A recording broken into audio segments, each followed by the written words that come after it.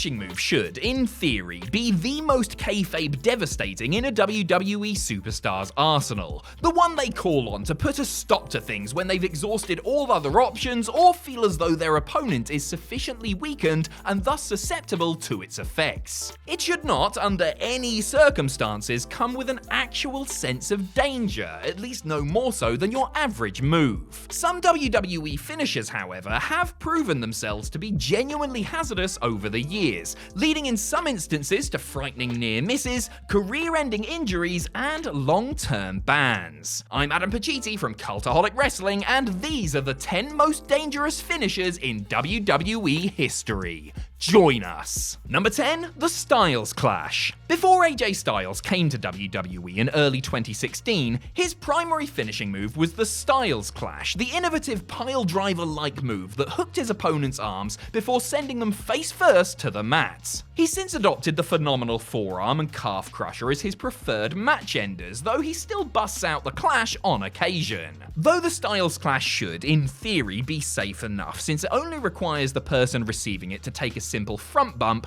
there have in the past been occasions before AJ arrived in McMahon land where it went horribly wrong.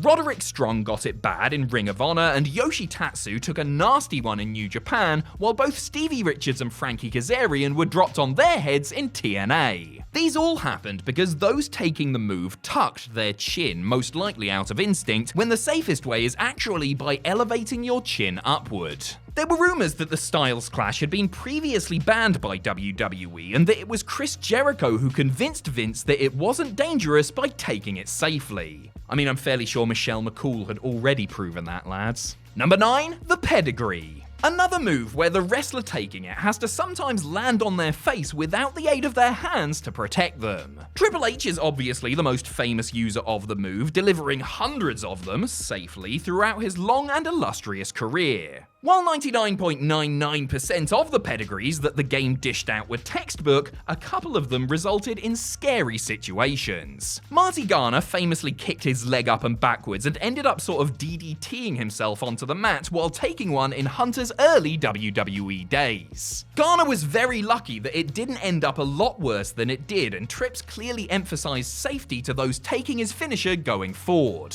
There wasn't much the Cerebral Assassin or Kurt Angle could have done at SummerSlam 2000, when the announce table crumbled under their weight as Triple H was about to hit the pedigree through it. But because the Olympic hero's arms were tied up and he didn't have time to brace for the unexpected impact, he ended up suffering a nasty concussion as a result. Number 8, the Muscle Buster. Samoa Joe was a well-traveled veteran by the time he got to WWE in 2015. And while he was noted for having used a Japanese-influenced strong style for pretty much all of his career, he did not have a reputation for recklessness or injuring opponents. Unfortunately for the Samoan submission machine, the law of averages caught up to him and Tyson Kidd in a big way when Joe wrestled him in a pre-debut dark match. Kidd's career was ended when Joe leveled him with a devastating muscle buster. It could have been worse too, as doctors later expressed disbelief that Tyson hadn't been confined to a wheelchair or even killed. Such was the severity of his neck injury. Samoa Joe has done hundreds of muscle busters over time, but the fact remains that it is a potentially dangerous move where, if the person taking it lands the wrong way, could have catastrophic consequences. When he moved to the main roster, Joe used the much safer Kikina clutch submission as a finisher. He finally dusted the muscle buster off to help him win the NXT title in 2021, the first time it had been seen in about 5 years. Number 7, the punt. Randy Orton has one of the safest and most over finishes in the business in the form of the RKO. It's so simple yet so effective. He jumps up and grabs his opponent around their head, they land on their bellies, he lands on his back. It can be hit from anywhere on anyone and, obviously, out of nowhere. When the Viper was at his most menacing back in the late 2000s, he decided to add a new finishing move to his repertoire. Once again, it was simple and effective, but it also came with added risk. Despite being considered one of the most smoothest workers around and someone who takes the safety of himself and his opponent very seriously, there was enough concern around the punt that Vince McMahon decided to ban it. Vince himself had taken one and suffered a concussion, and that, coupled with a few people refusing to take it, led to the chairman asking Orton not to do it anymore.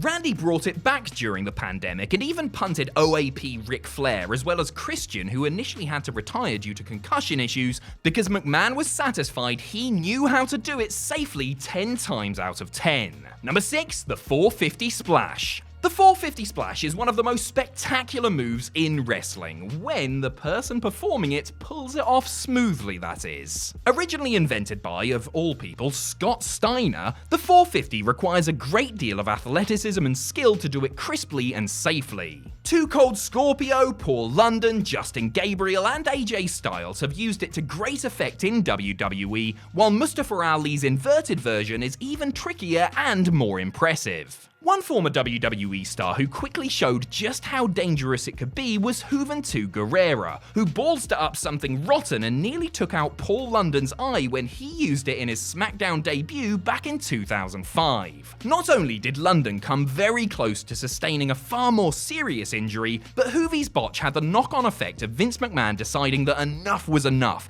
and outlawing the 450 Splash and other high-risk moves in order to avoid further incidents. London, who had ably demonstrated that he knew how to pull the move off safely, tried to argue against the ban to no avail, and it took a long time before we saw a 450 Splash on WWE TV again. Number 5, the Shooting Star Press. It wasn't just the 450 Splash that got outlawed after the juice was let loose and ruined it for the rest of the Cruiserweight clan, but a host of other top rope moves too, including the Shooting Star Press. Truth be told, there had been a couple of SSP-related scares before that particular ban came into place. Brock Lesnar famously nearly brained himself in the main event of WrestleMania 19 when he under-rotated and came crashing down on his big caveman skull during his WWE title match with Kurt Angle. The next big thing had routinely and flawlessly performed the Shooting Star Press during his Ohio Valley wrestling days, but retired it on the main roster until being convinced to do it on the grandest stage. After he slipped and narrowly avoided calamity, Brock decided to leave the move to the smaller lads like Billy Kidman. However, the former Cruiserweight champion himself sometimes struggled to do the move safely after. Chavo Guerrero bore the brunt of Kidman's knee when it connected with his skull one time, knocking out Eddie's nephew for several minutes in a very tense situation. Number 4, the Flying Headbutt. Most finishing moves labeled dangerous are typically considered so because of the potential risk to those taking them. The Flying Headbutt is different in that it's much more dangerous to be the person delivering the move, and the negative effects tend to be seen after long-term usage rather than after one time gone wrong. Invented by Harley Race, who later claimed to have regretted patenting the move, many who have utilized the Flying Headbutt since have gone on to have serious neck injuries. King Harley himself blamed his neck problems on the move, while the Dynamite Kid's nightly use of the top rope finisher was almost certainly a contributing factor for him being confined to a wheelchair in later life. Dynamite disciple Chris Benoit underwent neck fusion surgery after using the move for years, as did Devon Dudley, and the plight of Daniel Bryan with his extensive neck and concussion issues is well documented. It would be hard to say with certainty that the Flying Headbutt was the sole cause for all of their spinal woes, of course, but it can't have helped and is a worrying linking thread.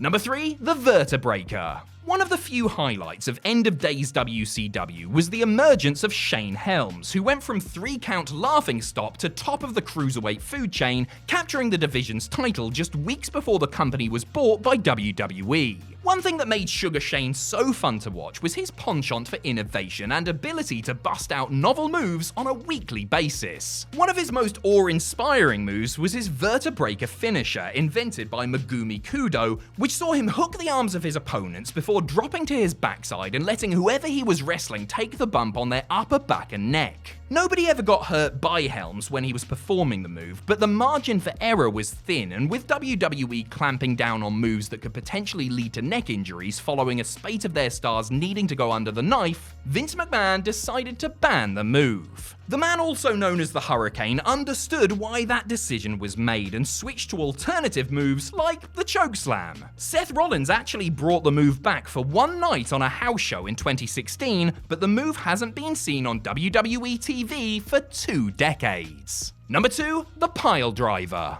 The Piledriver and its multiple variations are seldom seen in WWE rings unless they are performed by people that WWE trusts to do it as safely as possible. That's why you'll only ever really see veterans like The Undertaker or Kane deliver a tombstone, or Rikishi doing a sit-out version since he had such a massive backside and legs that he could easily take the brunt of the move while his opponent's head remained far away from the canvas. Jerry Lawler is one of the few, along with Bret Hart, Mick Foley and Billy Gunn for a time, who have been given the green light to deliver the standard move on a regular basis. There have been numerous close calls with the move, most famously at SummerSlam 1997 when the usually reliable Owen Hart accidentally spiked Steve Austin, causing temporary paralysis. Stone Cold recovered, but the effects lingered for the rest of his career, which ultimately had to be cut short, in large part due to the state of his neck. Vince McMahon decided not long ago that it simply wasn't worth it and banned the move.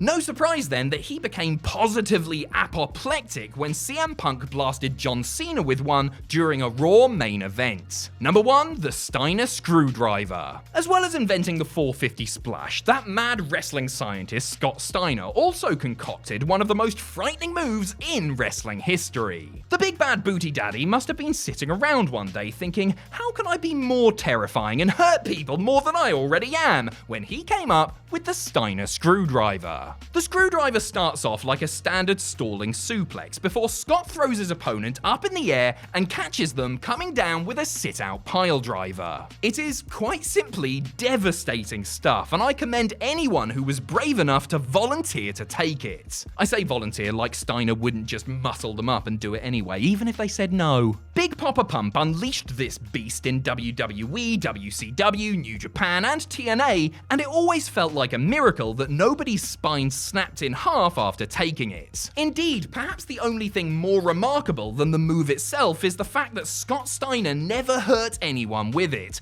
despite there being a 141 2/3 chance that something drastic might happen.